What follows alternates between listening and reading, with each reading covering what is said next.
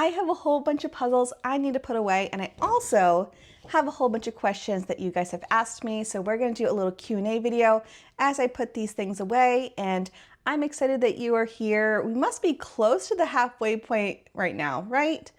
We are doing Everyday May. There's been a video every single day this month. There's a whole playlist. There'll be more to come.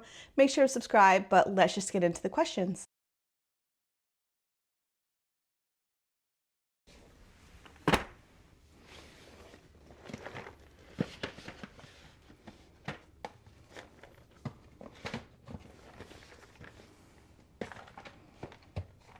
Let's start off with question number 1, which is, what's your current favorite puzzle you've ever completed? It would be hard to choose just one, but there are a couple that are like my most redone puzzles, so I feel like that's worth mentioning. I don't ever plan to put this in a video. It's just like one of those, like, I want to keep it to myself, but we have this one, and it's nothing that I would typically go for nowadays, but it is one of my favorites. And then we also have Up, Up, and Away. This is also one of my most redone ones, and I just got it in a 2000 piece, which is super exciting.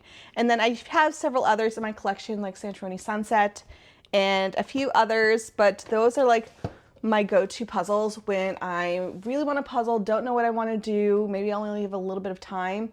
That's where I go.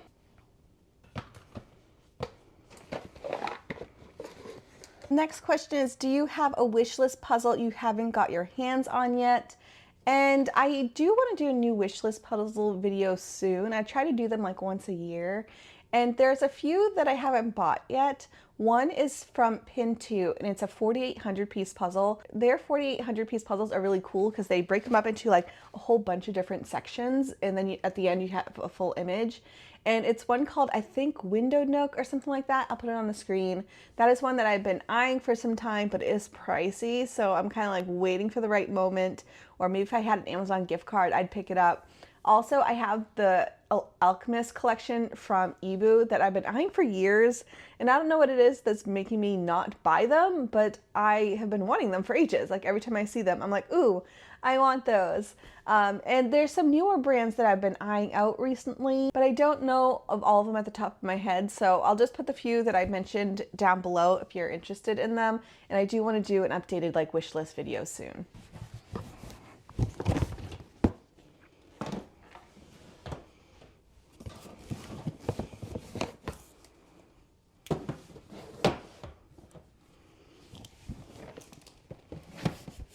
Next question I have is, do you ever work on more than one puzzle at a time? And very seldom. The only time I really did was when I had the 5,000 piece out and I was working on other things for content, but that kind of drove me nuts. I would much rather just like focus on a puzzle, do it completely, and then get to other stuff. But it's hard with the larger piece counts because I'm like, oh, there's so much more content to do, and I have a schedule, and if I have contracts, like I need to take a break. But typically I like to just do it all at once and then move on to the next thing. It just is faster for me. It's less mess and it's less stress. So that is the answer. I have a few more job related questions. I'm just gonna put it all at once. First up, do I work full time? I do. I work for Puzzle Warehouse. I am their social media manager, and I also help with their marketing. And then my channel is actually a business. I do have a business license with it, and with the sponsorships and with AdSense and all the extra bits that come here and there, I do make a decent amount of money at it, but not nearly as much as I put into it. So eventually I would love for this to be a really good financial option. Right now it does help support itself, and I don't have to pay any extra for it. But it would be nice to make like a decent amount of money from it.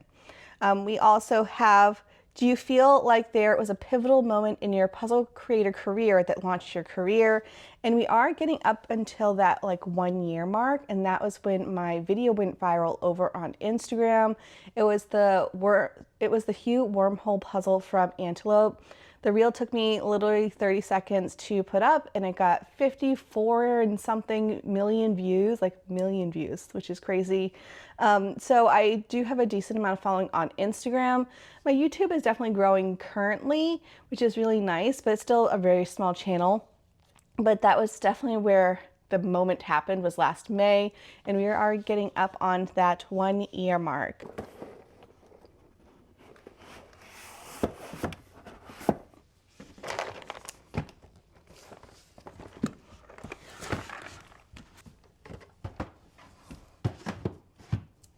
Next up we have is, what's your favorite part about your puzzle career? The puzzles is a perfectly acceptable answer. Obviously having puzzles as my job is amazing. I do think my favorite part about it though is that I have the flexibility to do what I love, and I feel like so few people get to do that. I mean, I get to puzzle for a job, and like, yes, I can do the social media and the marketing, which is for me is super fun, but I get to do what I love, which is honestly the perfect part about having this as a career. If you're talking about like puzzle related, I do think being able to connect with brands is super fun, to hear from the people who have designed the products or want my feedback. For instance, I had worked with Eurographics, and that was like such a good partnership, and I was able to give them some feedback that they're now incorporating into their puzzles, and they have incorporated, because I actually worked with them last year, and I was mentioning how it can't just be all one piece cut for their 1,000 piece puzzles. Not saying I was the deciding factor for it, but it is exciting that they now have a grid cut and they have like standard pieces, which is such a great improvement. So it's always fun to see some of the behind the scenes stuff, and learning from brands and hearing about brands and hearing from puzzle artists is always fun. Like, there's so many aspects of this job that I absolutely love, and I think that's just the best part, is that I'm still very excited about it. I get to do my hobby as my job, which may not be ideal for everybody, but for me it just makes every day super fun and exciting, and I get to create content, which gives me a little creative aspect. Like, I just in general am loving what I'm doing, and I'm so lucky. The next question is from Stacy, and it says, even with all the aspects of your job being puzzles, do you still find you still have the itch to puzzle? Absolutely. I think the best thing that I have done is being able to separate my hobby puzzling from work puzzling. And sometimes it might be tricky because it's like, ooh, any puzzle is content, but I do like having moments where the camera's off, I'm just doing a puzzle for myself. I'm not gonna post a picture about it, I'm just doing it for me. And that really helps. And I still get the itch to do a puzzle. Like, maybe there's a day where it's stressful and I'm like, oh, I just wanna sit down and puzzle. Or on a weekend, instead of like doing puzzles for content, it's like, you know what, I'm just going to do this puzzle because I really want to do this puzzle. And so I have been really good about cutting off the camera when I want to and turning it on when I need to. So that has been really helpful. And I still love puzzling as a hobby. It's still a way for me to wind down. I'm not stressed when I'm doing it, and I never feel pressured into doing a video. Like, if there's a video concept that I've been wanting to do and you guys are interested in it, but I'm just not feeling the puzzles, like, I'm just going to switch gears and do something that I want and not force myself into doing a puzzle just for you. So sorry if you've been wanting to see specific puzzles or specific content, but I think if I forced a video concept on me and I'm not loving the puzzles, like, that would just make this part of the job like really frustrating, and I don't want that to happen. So I just do the puzzles that I want to do, and I still get excited to open up puzzles, look at puzzle art, go shopping for puzzles, do the puzzles. Like, it's still very much a hobby that I absolutely love.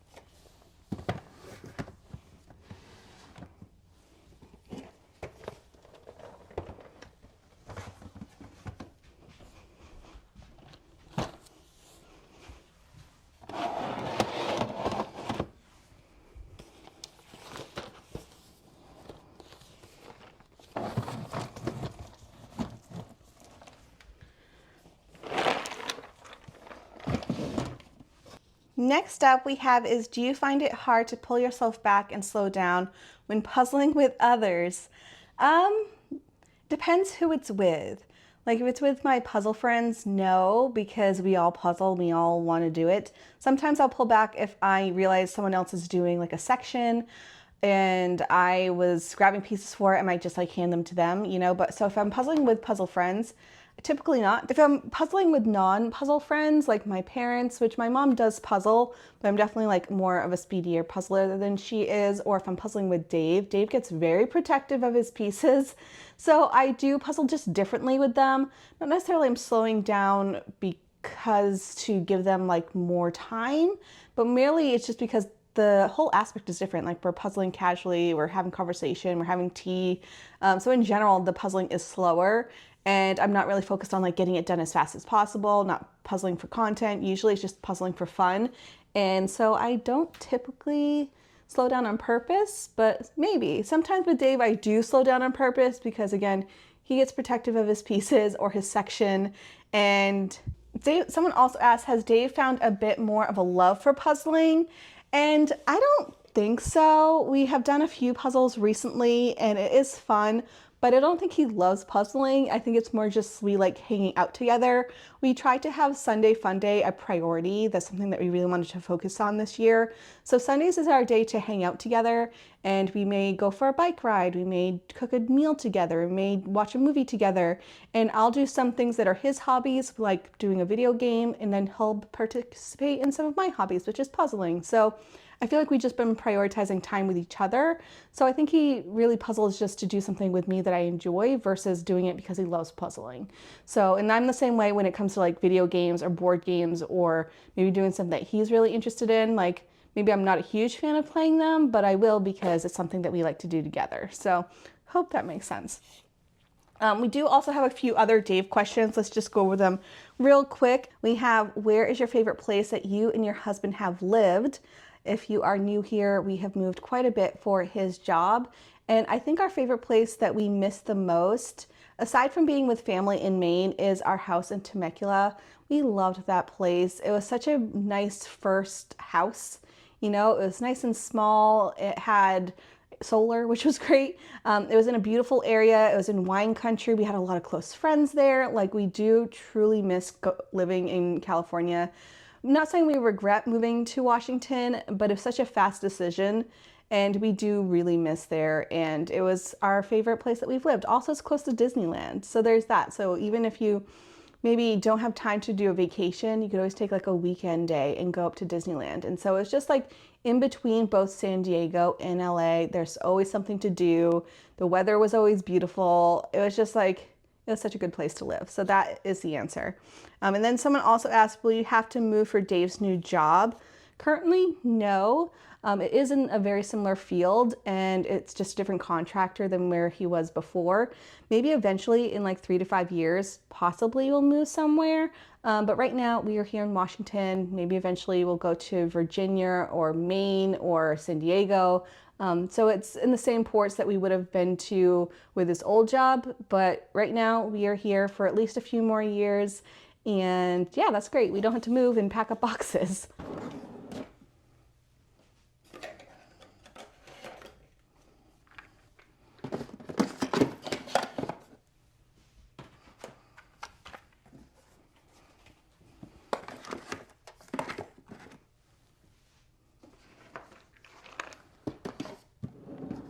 And I only have 3 puzzles left to put away. The place looks so much better.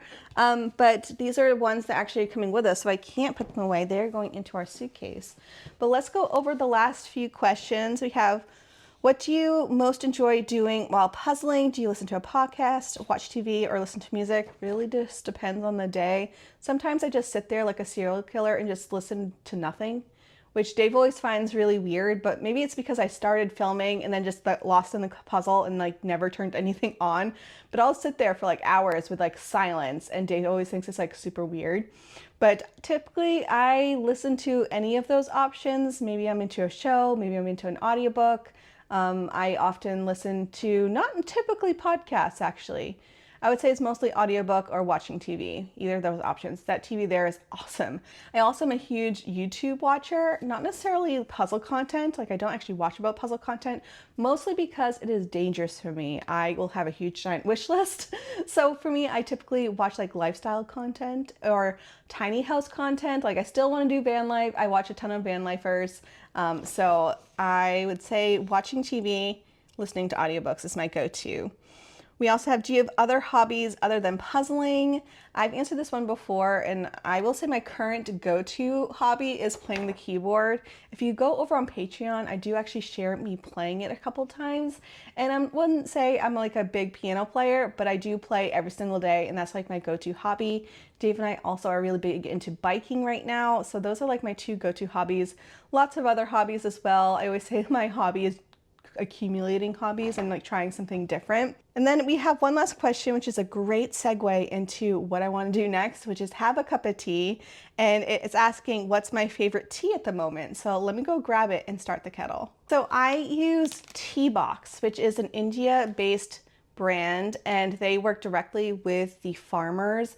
What's really cool is that they actually have on the packages that you get the date that it was picked, and it's usually within like a week or so before you receive the package, which is wild.